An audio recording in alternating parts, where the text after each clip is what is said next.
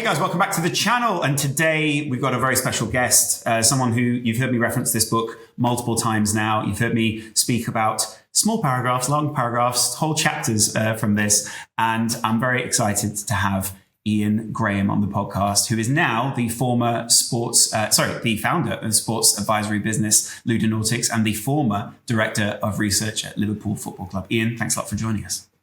Thanks for having me on. Yes, a good time to have you.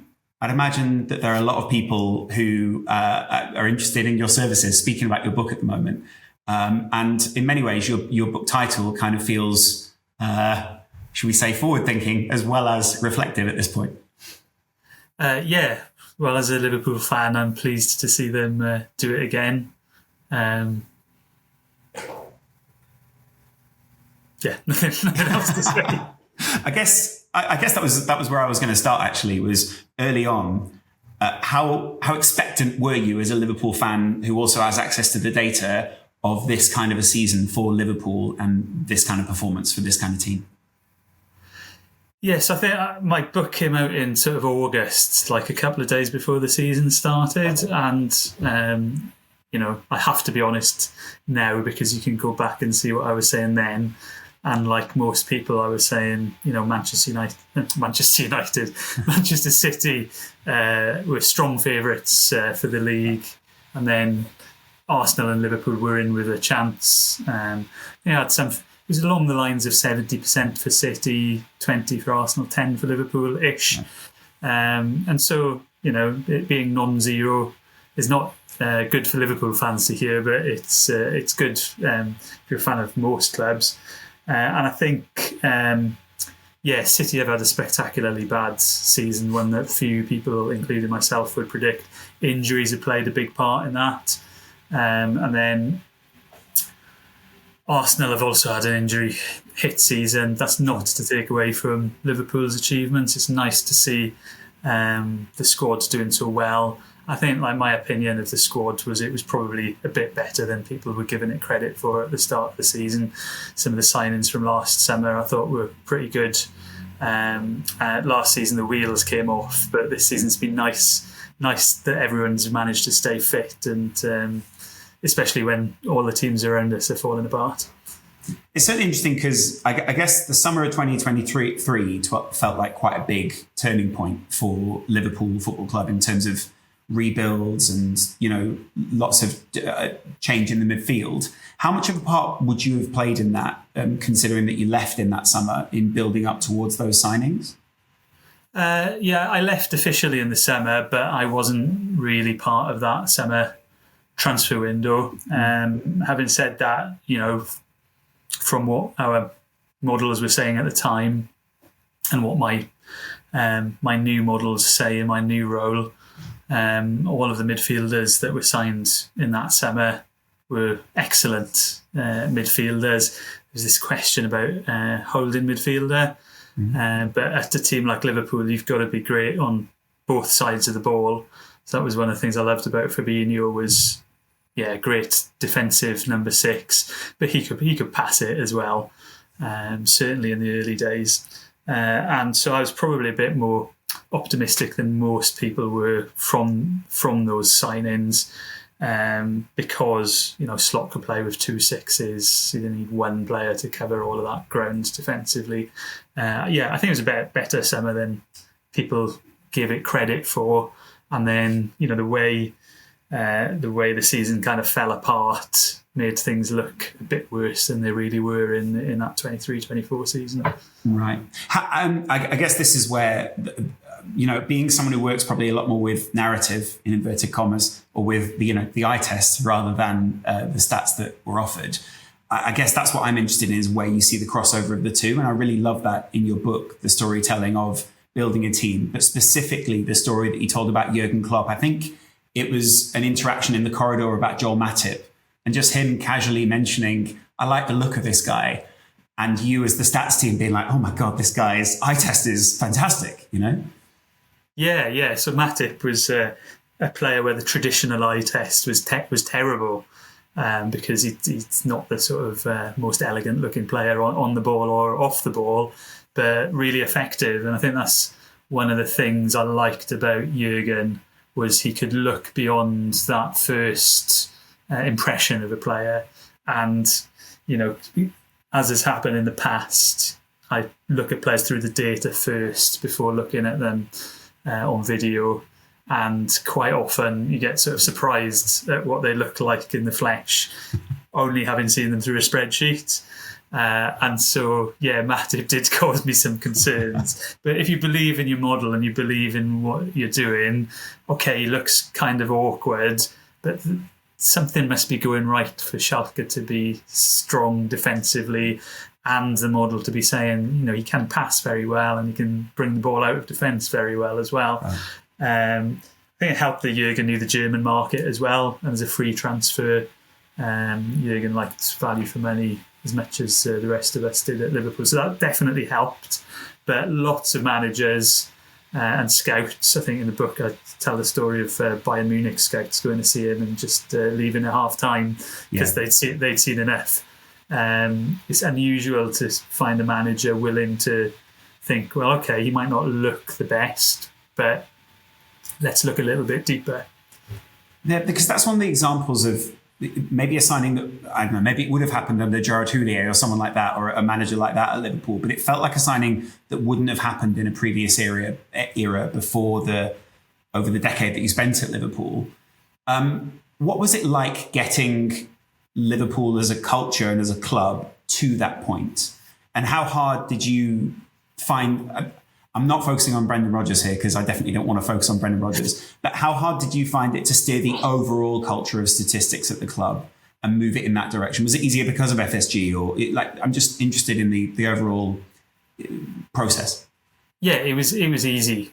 So I'll always say that I had it very easy compared to like equivalent roles at other clubs, because frankly, the boss wanted to do things this way. And so even if there were little problems along the way or people not wanting to engage with what we were doing, I could always just say, the guy sitting upstairs says we have to do things this way. So, there's not much choice in how we move forward. Compared to, other clubs tried to do a data-driven approach. Think about Aston Villa in particular hired a few data people who were very good, signed some good young players, but there was never really that organisational buy-in, and it failed because of that. So day to day you'd be frustrated, advice wouldn't be followed or feel a bit sidelined, but it was easy because the owners demanded it. And even when results on the outside looked really bad, or we were being called idiots in the press, from the inside it was fine because the owners could see the process and could see what we were doing. So it was the right place to be if you wanted to do data in football. One, obviously, at the point that you've written the book, and obviously with the title of the book, it gives away some of the exciting ending or the exciting element of winning it. But at the time when you guys were being called idiots or whatever it was, you were being called the transfer committee and people were talking about how to build a horse when it becomes a camel, whatever you want to talk about. How did that feel within the club, and how did it feel for people like you who, you knew what you were doing? Yeah, it was hard. It was easy. Again, it was easier for me because I was a hybrid worker, so I wasn't always in the training ground. When I was in the training ground, sometimes the atmosphere was bad and we'd have arguments. And frankly, it was like people in senior positions wanted to take the club in very different directions to each other, and that's going to cause problems. I didn't have to sit in the transfer committee meetings, which was good. I think I might have quit if I did have to sit in those meetings. Didn't have to be in the training ground every day, which was also good. Just because it was the atmosphere was quite negative at the time.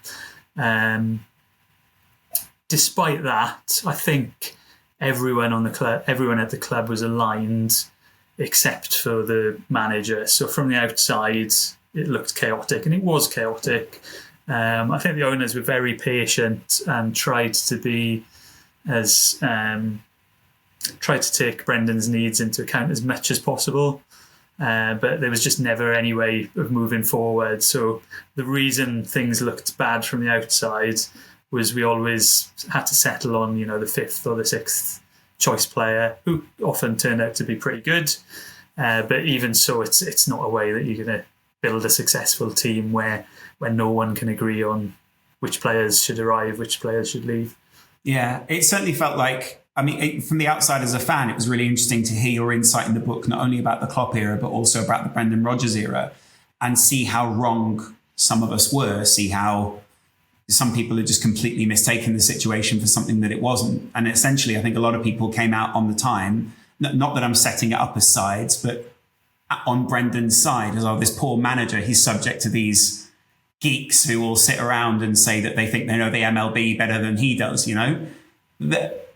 I guess, what was it like when you finally started to get the buy-in? And when did you first see players at the club begin to have that level of buy-in? Were there any players sitting in transfers going, well, my passing stats are pretty good? Yeah, I think it's important to put things into context. I was talking to one of my old colleagues who reminded me of the context back in 2012. Back in 2012, the director of football model was seen as, before we even start talking about data, directors of football can't work in England. They can't work in the Premier League. Every other manager in the league, or nearly every other manager in the league, had full control over signings, because that's the way the football worked. So we were doing something that was very new and very different. Would be difficult for any manager coming in. We tried to pick one who would be more open to that European model, but ended up not being. And on top of that, we were not saying anything in the press. We didn't want to give anything of our story. It was completely unproven. You should keep an edge by not letting everyone know what you're up to. And so it was the strategy to not say anything. And when things were going wrong, it would have been very nice to leak to the press, what, things aren't quite as they look. But we didn't do that. We thought we served the club better by keeping our processes behind closed doors. One thing you speak about in the book is, and obviously I'm not going to take apart the whole book, some people have to go and read it at some point, but is about the archetype of the target man, I guess, and how you as a group felt that wasn't necessarily either the way the club wanted to go or a way that football was moving in. This is where we're going to get a little bit deeper, Stats.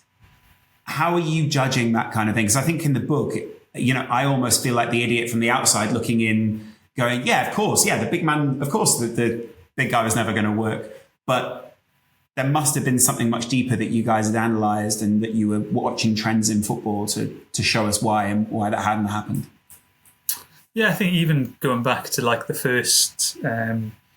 first model that I built back at Spurs, one of the outcomes of that model was target men just don't look as good as other types of striker. Now, part of that's not their fault because they're asked to do a lot of low percentage stuff, and the teams that employ a target man and do that low percentage stuff, they tend, hoofing the ball up the pitch for a 50-50 for the target man. That might be the best thing for that team because they're under pressure. They need an outlet. It's about not conceding a goal and just getting the ball, keeping it in the opposition half as much as creating a chance for yourself. And even today with tracking data where we can see a lot more signal from what the players are doing, target man's this one position where they kind of don't look great. And again, never like to criticise any player. They're asked to do a very difficult job, but that job is, it's a percentage game. If you're less skilled than your opponent, if you're the underdog, yes, I can understand the target man. And it's quite good, if you're quite a good team, but occasionally you're going to play against better teams, then having someone who can do that role, I can see the point of it, but the statistics just say, look, this is a low value pursuit. And I think the interesting thing to me was that the real target men didn't really seem to change when they changed their environment. So you can sort of squint and see some players, Messi always looked a lot better for Barcelona than for Argentina. That being said, he was still great for Argentina, clearly the best player in Argentina's team.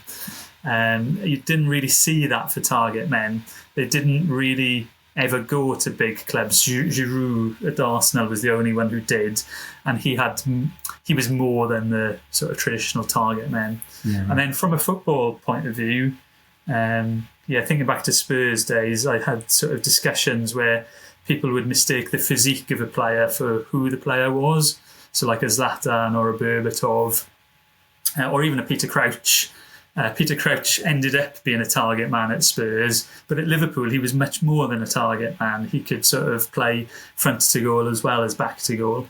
And so it really was, whatever way you cut it, the answer seems to be good teams don't play this way, and true target men don't really change the way they play when they go to a bigger team. And I think the sort of gamble with Benteke was he would play in a different way, or he would be more effective because he could do more of the things. But guess what? Benteke's biggest strengths were receiving crosses, holding play up, all the stuff he did for Villa, who were relegation candidates at the time. Yeah, right. It's fascinating because I love your quote in the book about playing away from home. It's like playing against Lionel Messi or adding Lionel Messi to the opposition side. Yeah. Just as a follow-up question to that, does that mean that Barcelona had two Messis technically when teams were playing away from home? When they played at home, yes. Yeah, sorry. Yeah. Yes, and playing away from home, it's just, you just replace a Messi with an average player, which is a pretty good place to be if you're in that Messi era Barcelona team. That's one thing I really enjoyed about your book, was you found a really great way of packaging the stats, or packaging things to make them consumable for people who aren't necessarily more statistically minded. Has that been a process for you? Finding ways to explain things to the layman, if you like, through the years, as you realise you have to make it maybe slightly more palatable to people? Yeah, I think it was a sort of ambition for the book. I wanted to not have any equations in the book. That hurt sales, apparently. Really? And I wanted to explain, clearly, just without using equations, the ideas behind all the stuff that we used. And it was an ambition because data people, or at least let's say the press, aren't great at explaining the concepts. So, telling me. One approach is just to say, oh wow, it's all so complicated. Can you imagine the sort of maths going into it? And yeah, there is some maths and there is some computational power that goes into producing our opinions on players. But just to say, oh, it's really complicated is not, it's doing it a disservice. The ideas behind what we do should be simple. If you're a football fan, you should be able to understand them and agree with them. If you take something like XG, for example, it's a terrible name, and it's kind of really badly explained. Match of the Day decided not to explain it for some reason. It just came up as a mystery stat. And its explanation's, obvious to any fan. It's like some chances are more likely to be converted into goals than others. It's literally just putting a number onto that is all XG is. So I wanted to kind of demystify, to say, take away that cloak of complexity, because the ideas behind it are simple. And they need to be simple, because if you want to change someone's thinking about a player, if you want to change someone's decision about whether to sign a player, director of football typically doesn't have a stats degree, although there are two I know of who do have stats degrees now. So things are changing, but you have to explain to someone who's not a subject matter expert why the data says X, Y, Z about a player, and the answer, it's very complicated, you wouldn't understand. That's not a good enough answer. They're going to say, well, I'm not going to listen to you in that case. For instance, with things like XG, and obviously I have quite a few friends in the industry who work on the more statistical side of things, a few people who've launched their own products. XG doesn't necessarily take into account that it's Alisson as the goalkeeper, or Konate is one of the people. Are they just points on a map? And so therefore you're basically saying goalkeeper here or player here. and the size of the player isn't even necessarily factored in. So it's really not, the XG from PSG, for instance, against Liverpool wasn't necessarily reflective of how well Liverpool were defending with the pieces they had. Yeah, it depends what you want XG to do. XG is this typical flavour that you see of XG is what is the chance that this shot results in a goal on average. Right. And it's quite interesting that average is averaged over every shot that you see. It's not averaged over every player that you see. And strikers take a lot more shots than full-backs. And it might be a surprise to find out that they're a bit better at taking shots than full-backs. So even if you just put in, the player's position or the number of shots you've seen from that player before, that will change what your XG is, because Harry Kane's better at finishing than Andy Robertson, for example. I don't know about that, but okay. Bad example. Yeah. Harry Kane's better at finishing than Darwin Núñez, let's say. Fair enough. Yeah, fair enough. But if if what you want to do is in a match report, say, give a flavour of the game, you kind of want to use that average number. When we look at, do we want to sign a player? If you failed to score against Alisson, you shouldn't be penalised as much as if you failed to score against an average goalkeeper. If you've saved from Salah, you should be rewarded more than against an average goalkeeper. And the same goes for the defenders too. So in that PSG game, for example, we'd downgrade PSG's XG because they're facing Alisson in goals, because the defenders are a bit more likely to block than your average defender. But that kind of already bakes in some of Liverpool's quality. So it makes it more difficult to explain. And if you're just reading a match report, you kind of want to put everyone on the same benchmark. So we're just looking at averages. It's that communication and interpretation piece is really important. But even just asking a simple question like that is like, there are different levels of XG, and not just only looking at shots on target or trajectory adjusted XG, but the identity of the players can change your XG estimates as well a bit. Still, that doesn't excuse anyone from shooting from 30 yards out. Yeah. But Coutinho did have a bigger chance of converting from 30 yards than an average player did. And this is where we're going to get into the weeds a little bit here, or I guess on the statistical side of things.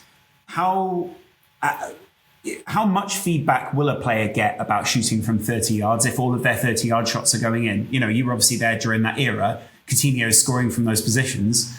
Is your feedback still, Philippe, there's an element here where you probably shouldn't shoot from there, but you're doing really well at the moment. Is it like hot hand theory? Like how do you work with that if a player is just scoring all these great goals?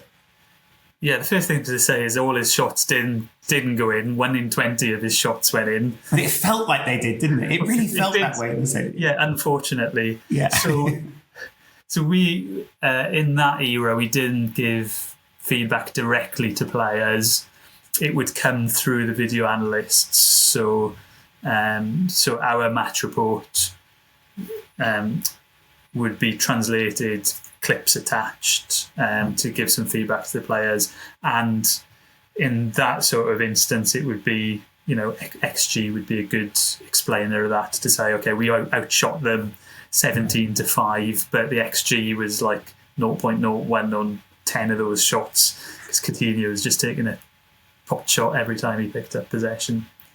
Okay, and so my real question is, and obviously knowing a few people who run these companies, a lot of them have basically said to me, look, we've got the tip of the iceberg. When we're giving you XG and we're giving you passing stats, think of what Ian has at his disposal below the surface. With that in mind, what kind of insight can you give us as to the level of data that you guys have? And then also, in my mind, I'm thinking, how do you put all of that together in one place? Is it lots of different pieces of software? Is it lots of spreadsheets in Excel? Is it, how do you take, as a video editor, I think, how do I take special effects and put them into my editing software? How do you do the same with stats which are maybe more graphical or whatever, and plug them in? How do you plug all these models into each other and get the data working together? How does that work behind the scenes? That's an interesting question, to me anyway, to people listening. It is to me. Maybe not. Taking the different sorts of data that's available. You've got the kind of basic team level headline stats like you see on Match of the Day. They're typically generated from event data where you see on the ball, I was in midfield, I passed to you, you were on the edge of the box, you took a shot, it was saved, event by event. The game is described in that way. And then you've got tracking data where you can see 25 frames per second of every player's position. And then the next generation is pose data where you've got 29 points per player, 25 frames per second. Wow. See which direction players are looking, which direction they're facing, are they doing a kick, are they doing a jump, and so on. And really how to deal with that data, it's where like theory and having a model comes into play. So from the very early days, we always tried to put everything into the same currency, because it didn't matter what the data and what the model underneath was. The same number, or a number that means the same thing, whichever model it comes out of, is the result. And that number is like your goal scoring ability, or your ability to increase the goal scoring chance or the goal scoring rate of the team. Or on the defensive side, same, but just conceding rather than scoring. So if you've only got team data, by looking at past team statistics, you can say, well, Liverpool are more likely to score a goal and less likely to concede a goal than the average Premier League team. As you get event data, you can say the same thing, but on a player basis and based on what the players are doing. So it's not just based on XG or shots. You can look at the typical increase in goal scoring chance that comes from a pass into the final third or a cross, or whichever aspect of the game you're looking at. That's called expected threat or expected possession value. Expected possession value is the same thing. It's like, what's my chance of scoring a goal on this possession? And the tracking data allows you to build much better models to much better measure what that probability is. Right. So the event data can't see, are you facing a deep block defence or you're on a counter? Were there open options to pass to, or was there no one to pass to, so you had to pass backwards? The event model will usually, or not always, but it will usually penalise a backwards pass. Sometimes that's the best or the only thing to do. The tracking data, you can see that, and so a backwards pass that one model might say is, takes value away. The tracking model might say, well, that was the best, it increased value a little bit because most of the time we lose possession from this situation. But even though the model and the data is different below the sea level, to use your iceberg analogy, the number that comes out is the same and means the same thing. Right. Yeah, that makes sense. And I guess that's a huge task on your side, is to bring all of this data together and to then feed that back to people. And that was, I guess, that again, a cultural change that Liverpool went through in finding ways to process that data, but then also finding the right person on the team side to tell that data to, because you could tell it to Jordan Henderson, but he might go, well, thanks, but this is useless to me mid-season. Yeah. You're then, is it your job then to, get to the right coach or to get to Jurgen Klopp and say, this message needs to go to this guy? So, I mean, that the fact it is a huge task kind of explains why no clubs had really done it before Liverpool, which was in my first meeting with John Henry, I said, you won't hear from me for 6 months. I need 2 staff and 6 months before you see anything, because it's a great way to guarantee a paycheck, to be fair. That's fantastic. Yeah. And the following 6 months you won't hear from me either. We did deliver version 1 after 6 months, but that is, we work full time because it's so much data and the modelling that data is complicated. It takes time to do, and most clubs don't have time or won't make that sort of investment. And similarly, when tracking data became widely available, I said, I need 2 staff and a year. And they said fine, because they could see the value from it. And then on the sort of communication and interpretation side, then that's somewhere where a lot of clubs fall down because clubs aren't data science businesses, and nor should they be. It's a small part of the game. But a result of that is there's no in-house expertise. Club staff, whether it's a coach or an analyst, they don't know how to talk to data people. Data people can also be quite bad at explaining themselves to never notice to club people, especially in the sort of macho environment that a lot of training grounds are. Right. Again, I think I was really lucky. Michael Edwards was the sporting director at Liverpool. I'd worked with him at Spurs. He was Harry Redknapp's video analyst at Spurs, and he had the time to sit down and understand what the model was. We'd have meetings that lasted for hours, going through every detail of the code, because he wanted to check, he wanted to convince himself that all the decisions we'd made were logical and could be defended and so on. And because he knew in detail the model, what went into it, what came out of it, and he was one of the main decision makers at the club, that made my life very easy, because it's kind of like, well, the boss understands this stuff, he's going to act on it, I don't need to worry about anything else. We did go through that education process with other departments, like the video analysis, sports science department as well. And Liverpool hired a lot of good people, so that was usually a really good experience for us. And obviously you've got a lot of experience on the transfer side, which is fascinating from a Liverpool fan's perspective. We'd love to see some. But at the same time, why is it that why is it? It's probably the wrong question. A lot of the time now we're shopping in a market where McAllister's a perfect example of this. He was at Brighton. It was very clear he was very good at Brighton. But it also, looking back, seemed like he was very good before that as well, and would have been a good player, whether he'd gone to Brighton or gone to another club. Why is it that there aren't more clubs who are spending the value of one transfer, say 40 million or whatever, to completely completely rebuild their data science, and then get in before they have to pay 75, 100 million to clubs?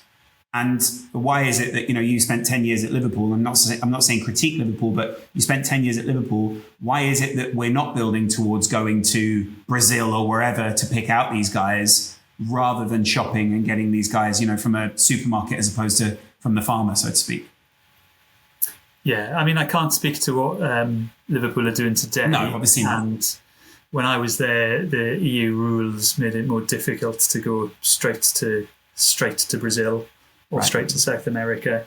But yeah, now that I'm not at a club today, why aren't they going straight to Brazil? Come on, guys, what are you thinking? I go back to the Mane transfer, which was pretty similar to the McAllister transfer. He looked great at Salzburg, and I knew we were signing Lallana, who's also a really good player.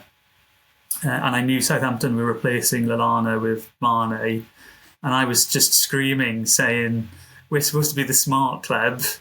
They're getting a better version or a younger version of Lallana for less than half the price.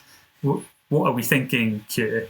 So that was in Brendan's era, so that explains part of it.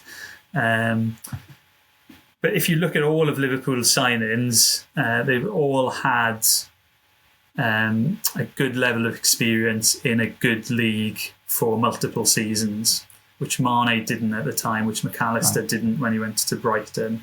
And Liverpool are in a position where they have to compete for the league title and the Champions League every year. So I'd say, let's do a poll with the fans and say, should we go out and sign players like Brighton and be Brighton's level for 3 years while those players become superstars like McAllister? Would you prefer that? Or would you prefer us to buy something that's more ready-made and ready to go at the Champions League level? And I can guess what the fans' reaction to that would be. So I think if you're a slightly lower level, you can afford to wait and have that player develop in the team. At Liverpool, that player needs to be super if they're to develop in the team. So Trent Alexander-Arnold and Curtis Jones are super players. Hopefully Conor Bradley will be the same. But it's the exception rather than the rule. Right. That being said, clubs are also quite bad when they do get a McAllister straight out of South America. They're quite bad at being realistic about that player. So they come straight into the team. They don't quite perform because they're very young. They're not quite up to speed. There has to be a pathway for that player. Like Brighton are really good because that pathway is the first team, and Brighton are competitive in the Premier League with those players. It's a great achievement. But for Liverpool and similar level teams, that pathway has to be something like a loan for a year or two, which has got its own management implications to it. So going back to Mane and McAllister as well, it's that risk reward payoff. So Mane, you're paying more than we paid more than twice as much for. Was it 1 or 2 years of Premier League experience? Mm-hmm. Personally, I thought I'd have been willing to pay less and take the risk, but there would have been a chance that Mane wouldn't have worked out. He'd be too young for Liverpool at that point. And so, that sort of mid price, but already he's got a lot of experience. That's kind of the sweet spot between overpaying for like a really proven player or taking the risk on a less proven one. I think we'll go back to McAllister's first couple of seasons at Brighton. It wasn't that great, right? But that's understandable because he's a very young player coming from Argentina. Also, I think he started as a number 10 at Brighton, which is a very hard position to play in the Premier League. Right. And as obviously we're speaking about quite a long period here, and I suppose in 20 years' time, when stats really are truly developed and everyone has an AI model that they can just ask their stat, who's the next player that Liverpool are going to sign, this is going to seem like the locomotion engine rather than the Eurostar at this point. But how much more congested did the market get in your time at Liverpool as more and more clubs began to pick this up? And how much harder did it get for you to get your target when the headline we all hear all the time is Liverpool are interested in this guy, so he must be good? How much harder was it when other teams went, well, if Liverpool are looking, then we must get in on this guy? That's one reason why we never said anything to anyone or never leaked, was because that sort of thing would happen. That problem is much better than the problem of everyone thinking you're an idiot. I think it did get more congested, but things didn't move as quickly as it appears from the outside.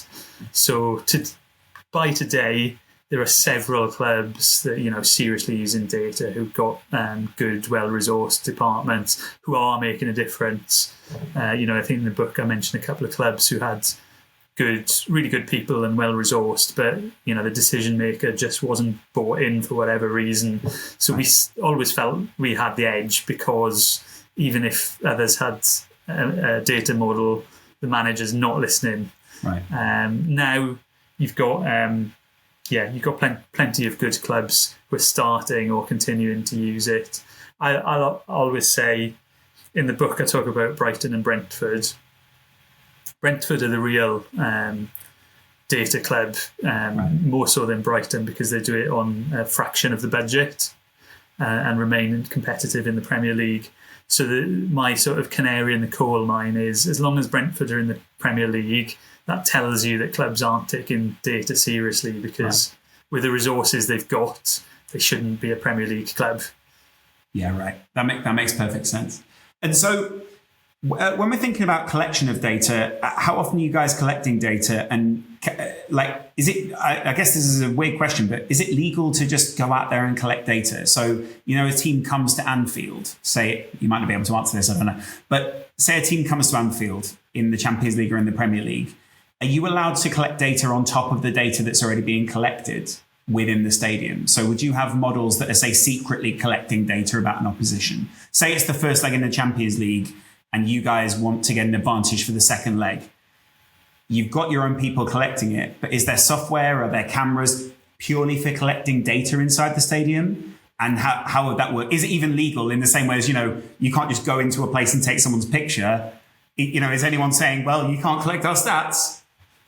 Yeah, so I think these days, certainly at Premier League and Champions League level, it's less of an issue because the competitions themselves will provide the official data.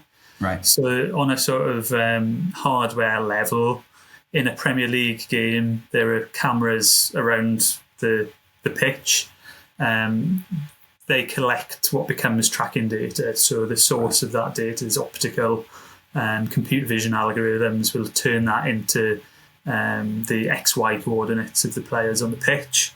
When UEFA roll into town, they roll in with a load of their own cameras that they set up around the pitch, and it's part of the competition rules that the data is collected and teams can access the data. That was a big argument back in the early days, around like 2015 of the Premier League, that lots of teams didn't want their data collected.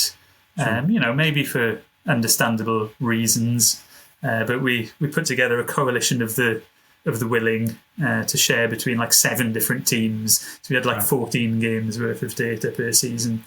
It used to be the case that UEFA's tracking data wasn't very good, so we would take our own cameras into away teams. Usually the only problems away teams had with that was if there wasn't enough space on the gantry. So if you're playing at a small away to a League Two club in the FA Cup, for example, you might just physically not be able to get the cameras in. And we would always say, look, any of the data you want to see or any of our reports, we're happy to share with you, just to kind of say, look, we've got nothing to hide. It's not, we don't want the data to be secret. We think it's a good thing that teams want to collect and share data. But yeah, today it's usually a rule of the competition that you have to let the cameras in, and that all the teams in the competition will have access to that data. So a leveler of sorts, but I guess if you spit out a bunch of raw data anyway, it's really what you do with it on the other side. You can provide a bunch of data, but I think it's the weird thing about data analysis in football.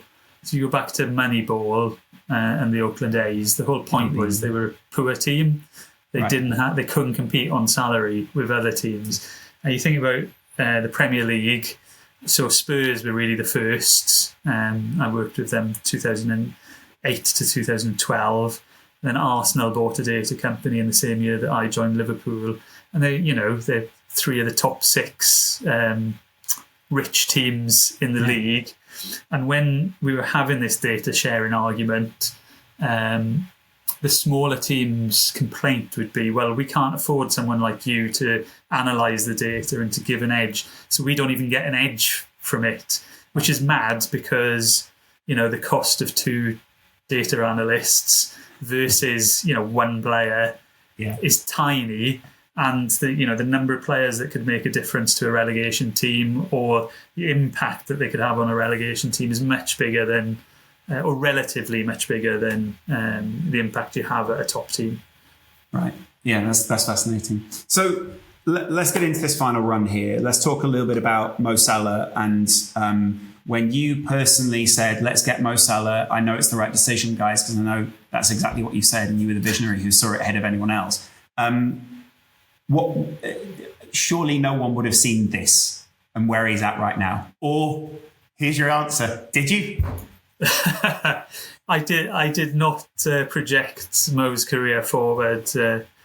What would it be? 8 years now? Yeah. No, his longevity has been brilliant to see. I think Firmino arrived 2 seasons before, and Mane 1 season before, and they're both long gone, and Mo keeps on running. Yeah. So yeah, that is, a big part of data analysis is projection and age curves. Typically, we talk about it for young players. So if you're an average player in the Premier League and you're 27, okay, that's a great achievement. If you're an average player and you're 20, that probably says something good about the future, that you're probably going to get better as you age towards 27. Right. But that's also important on the downside of a player's career as well. And Mo's, what he provides per 90 minutes is still world class, and the number of 90 minutes he plays is still incredible. It's his availability as much as anything. Like a lot of the times in my models, quite a few of the best players in the world are like in their mid-30s. Messi's still up there among the best in the world. The problem is the minutes drop off. They can't continue playing the minutes. And I think that's going to be the case for Mo. The question is more about how many minutes can he put up in a season rather than how good he is. I think he'll remain really good. It's just, is he going to be able to hit 2,500 minutes per season next year and the year after? I mean, Liverpool, I guess, will be collecting data which would then indicate to them how much longer he will be able to do that, right? So the contract, presumably, and the negotiations around that may be impacted by the data that Liverpool have on Mo Salah or the fitness of all the players, right? Yeah, maybe. You're kind of... so this injury prediction is another area that was difficult. As this question for Mo is difficult about aging, is you've only got 30 players in your squad, and with injuries it's kind of the same ones getting injured all the time. So your injury data is probably only 5 players getting injured 5 times each, rather than you don't see injuries from Mo, touchwood. And so there's a similar issue with player aging of, yes, maybe the fitness data would be predictive of how many more years can he go on for. But, you need a big population of past data to compare that against. And most of his peers will have left Liverpool by the time they're 35. So, sure. So it's James Milner and one other in there, really, yeah. Yeah, I think Gerrard stated he was 35 as well. Sure. But, different positions, they didn't need explosive speed in the same way that Mo does. So, it's the availability of data is the difficulty there. Yeah, that's pretty fascinating. And so let's do some fun questions now rather than just to finish off. Talk me through a little bit about the personality side of things and how you plug that into your data models, because surely a big part of why Salah's gone on so long is his personality. But one thing that everyone recognizes who knows Liverpool, there's a lot of religious guys in that team, and there's a lot of guys, Konate's blasting Quran at verses out like it's house music at 7 a.m. in the morning. There's a lot of players that pray on the way out onto the field. There's a lot of people who put their personality down to God and those kind of things. Was that an element of when you were signing a player, you were looking for, as James Milner calls it, people who weren't wankers? Yes, I think that is outside my area of expertise, and it's one of the things that Michael Edwards and Mike Gordon at Fenway, they were really good at blending that sort of subjective information with objective information. It's one of the most disappointing things was always a new player would pop up on my data list, and then I'd watch a bit of video and it's like, wow, this guy can play. And so I knew that everyone else had access to the system and would check it regularly and so on. I get to March and say, well, how come this guy's not on our short list? He's an absolute arsehole would be the answer, or he's done something that would just mean that the manager or the group, he wouldn't fit. Right. Jurgen was also a driver of that. Everyone has to have a good attitude in the team. The difficult thing is placing the value of that compared to the objective stuff you can measure. Right. I think if you've already got a team of really good professional individuals, you can carry a wanker easier than if you've already got a team of wankers. But it's not something I can pretend we did much on the data side for. It was much more our sort of one of our scouts was almost like a sort of private eye trying to find out about the players' habits. I think you mentioned him in the book, right? You talk about how someone went out there and kind of as we presume they do already, but go and just say, what's this guy really like? What's he like, around the training ground with his family, those kind of things. Yeah, and seeing them in off-guarded mode, it's kind of a bit creepy, but you kind of want to get a sense to how the person is. How does he treat the waiter at a restaurant when no one's looking? That's always my barometer. Yeah.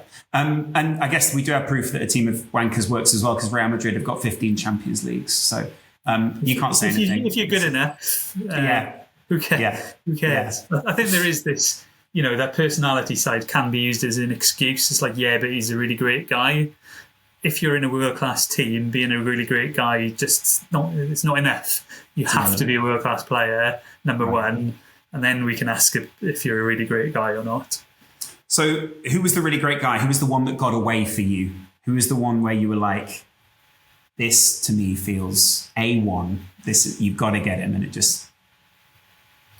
I mention it in the book, but Diego Costa, a beautiful human being in many ways. The frustrating thing was he was, in his flexibility. At Chelsea, didn't really see that because he just played centre forward all the time. But he played sort of wide in a 3, sometimes for Atletico. Mm-hmm. And he had that physicality to play the target man role if it was required, really good in the air. But it was just the case, that was the... I was around for the 2012 transfer window, but there was a limited amount we could do in that window because I literally joined the club only a couple of months before it opened. So I think that was the 2013 window. We thought there was a chance we could get him. He's a bit like Suarez. He's the sort of player that if he plays for your team, you love him, but that if he was playing for any other team on the planet, you'd really hate him. How much in the stats world, how much fun is there being had in the stats world? Because I think a lot of people think of a lot of people crunching a lot of numbers. They think of Billy Bean and Jonah Hill sitting in that office kind of, doing the yes and those kind of things. That's certainly a gift that's been used a lot with Liverpool down the years. But how much fun is there being had in the stats community? Are there people trying to quantify what we would consider to be quite silly things or having fun with this? And how often do you see that as a thing? Is it like, how many Sagittarians can we get in one side or those kind of things? I haven't looked at that particular question. We do have fun, and we did at Liverpool as well. Just, we're all football geeks at the end of the day. So having a database of every result and lineup ever is great for asking like utterly bizarre questions like that. I think, so we were looking at one last week about, the number of times teams have been awarded more than one penalty in a game. One that I liked last week that my colleague Ben did was a sadness index. Wow. And the sadness index is your player rating multiplied by the fraction of time that you're injured for. I think Nkunku was towards the top of that list. He's very sad. De Bruyne is going up and up the sadness index, and it's those players where they're just so good, but they just can't stay fit. Yeah, right. Maybe that's not fun, but I thought it was an interesting application. Yeah, and that's the kind of thing where I guess the real question is how, we've got all these package stats. We've got XG, we've got all the passing stats, and so SofaScore's lovely for someone like me to be able to guess on. As a guy who's worked with stats down the years, and be frank with me here because I think I need some honesty. How much do I really know on our side of the fence? Are we basically just waving a stick around in the dark and you guys are on the other side going, This is amazing. They think this and they're idiots. Or is it like, how does it really work on give and take? No, so, every weekend, FootMob is my preferred app. Right. I'm not sponsored by FootMob, but they can get in touch if they like. I think on that sort of, if you want to understand the match, that stats page on SofaScore or FootMob, that's a perfectly legitimate way to try and understand the match. So looking at the shot maps, looking at XG, number of shots, number of fouls, corners, and they just tell you how the game went, tell you if the team was a bit lucky or a bit unlucky.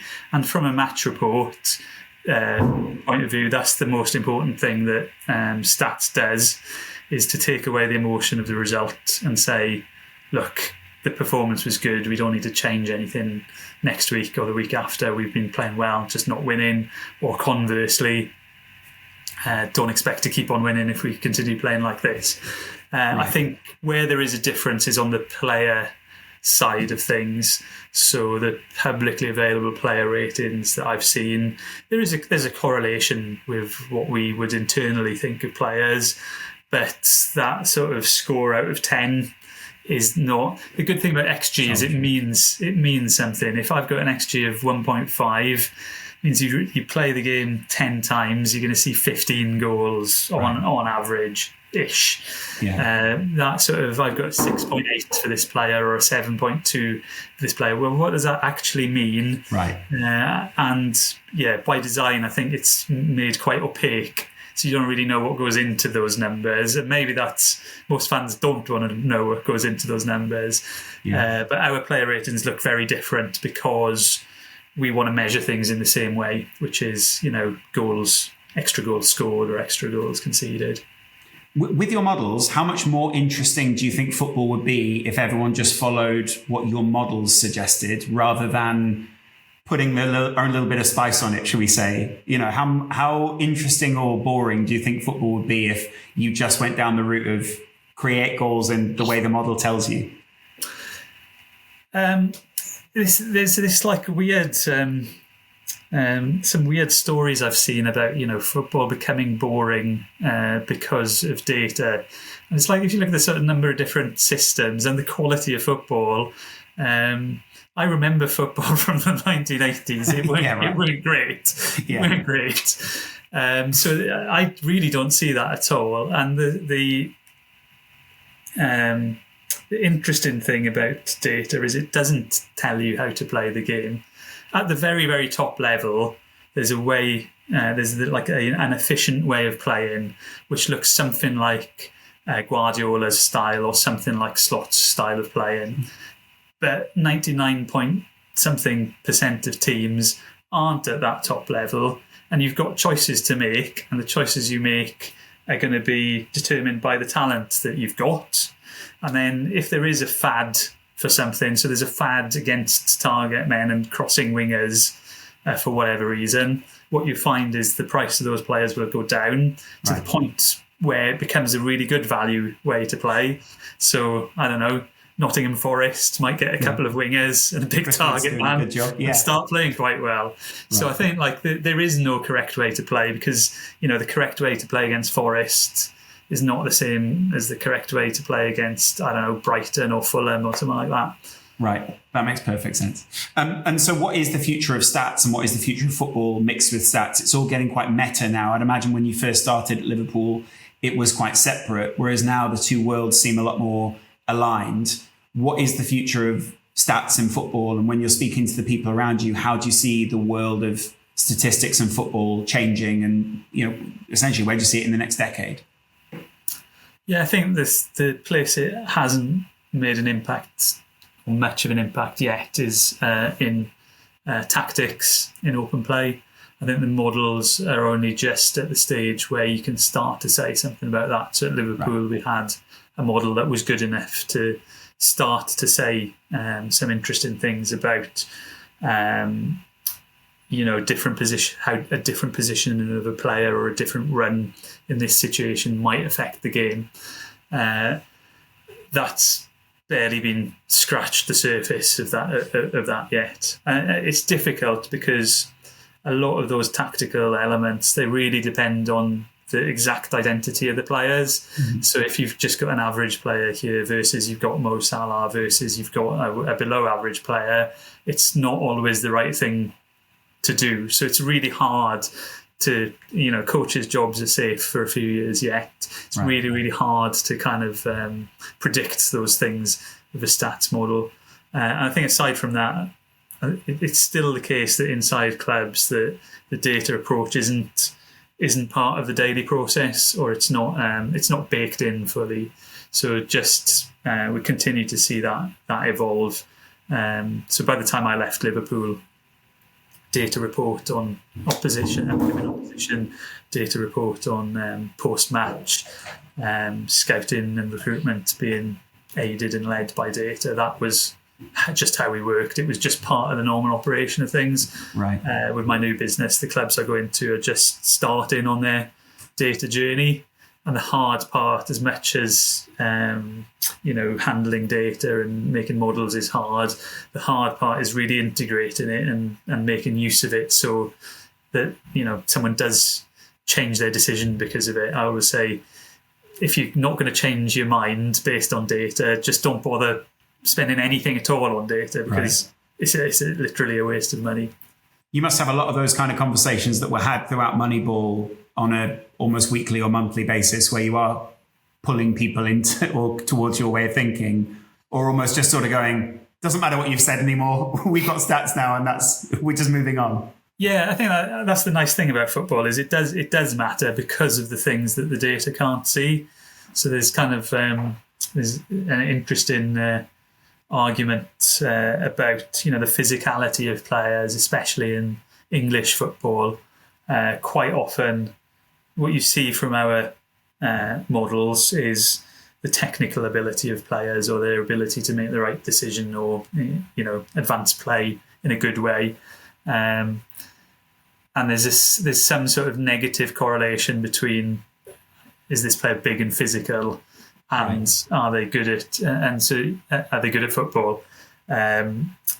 Which makes sense, because if you're big and physical, you don't have to be that good at football. You can just be a centre back for a rubbish championship team. Whereas if you're small and slow, you have to be really, really good at football if you're gonna provide any value at all. And so there's interesting conversations, and as we start to build that physical data in, it's similar to the personality thing. How to weigh the physicality of players against the on-ball and off-ball ability is an interesting question. Yeah, that's pretty fascinating. Do you ever watch any other sports? Are you kind of inspired by any other sports, NBA, NFL, any of the American side of things? And do you ever think do a job for the Celtics? The Celtics have got a really good data department. Apparently so, yeah. Apparently so. I'm not going to claim to help them. I like basketball. I'm not a big expert, and I don't watch much of it, but a lot of the early sort of stats work was done in basketball, and it's the only American sport that bears any sort of similarity to soccer. So I took a lot of inspiration from it. Was a big NFL fan when I was a kid, but I don't know, these days the games just take too long. Yeah. A team that's down by 7 points in the fourth quarter, when you see one play every minute, that's a really good sport to watch. But it's kind of like, I was just looking at my watch, thinking, when's the next piece of action going to be? Yeah, right. The other sport I like is cricket, which got little to do with football, but stats say a lot more about, let's say, simple statistics. You can get a lot further with in cricket than you can in football. Right, that's pretty fascinating. And then, I guess final questions are, we just want some tips, really.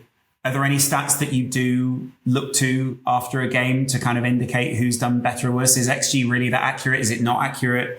Is there a golden stat that you can hold up and kind of go, guys, this is where we dominate? Because I remember Pep Guardiola's era when he was with Barcelona, it was basically just him going, but we have more passes.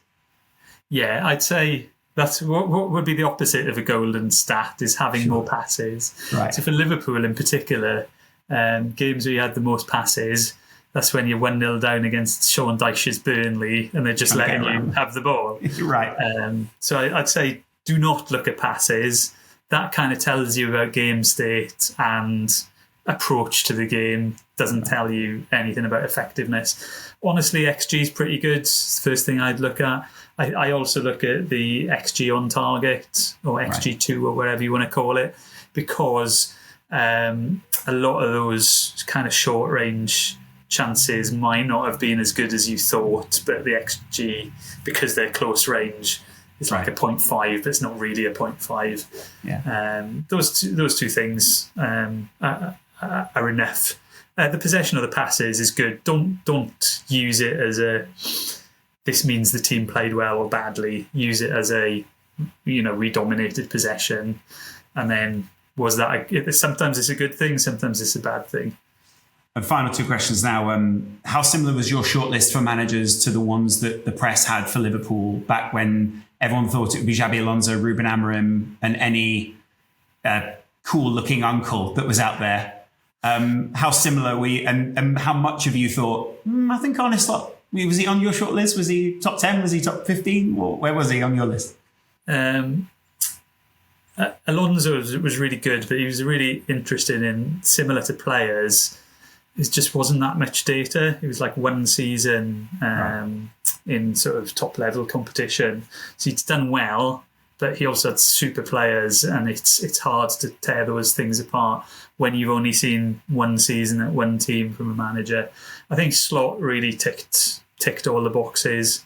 That Feyenoord team was really young, in the same way that in the past Liverpool have liked to build their teams young. They were not the sort of big favourite, but overachieved, and the style of play was, it was like a sort of toned down version of Jurgen's style of play. I think Amorim was an interesting one. Liverpool's squad wasn't set up for a 3-4-3 formation, and it's the question. I wasn't part of that process, so I don't know the answer to that to the question. But if I was involved in the process, my question would be, are you going to be flexible and play in a style that the squad is suited to and has been suited to for the past 10 years?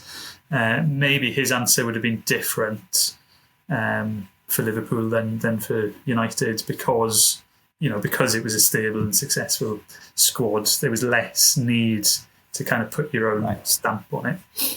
At Liverpool, by the way, how far back did your stats go? Could you go all the way back to Shankly and Paisley and those guys, or was that sort of like uncollected data at this point because they didn't have that?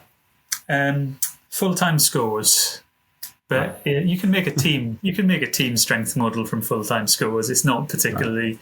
There's no particular surprises in there, but that's all you could do. So the first sort of. The first time event data was sort of available to buy was 2006. Right. So that's when the kind of stats era starts. And that's why on Match of the Day, you'll say that they'll always put a disclaimer. It goes back to 2006 when we started collecting the data. It's a shame, really. It's a shame they didn't film stuff before that, because I'm sure AI could have worked out who the best manager of all time really was.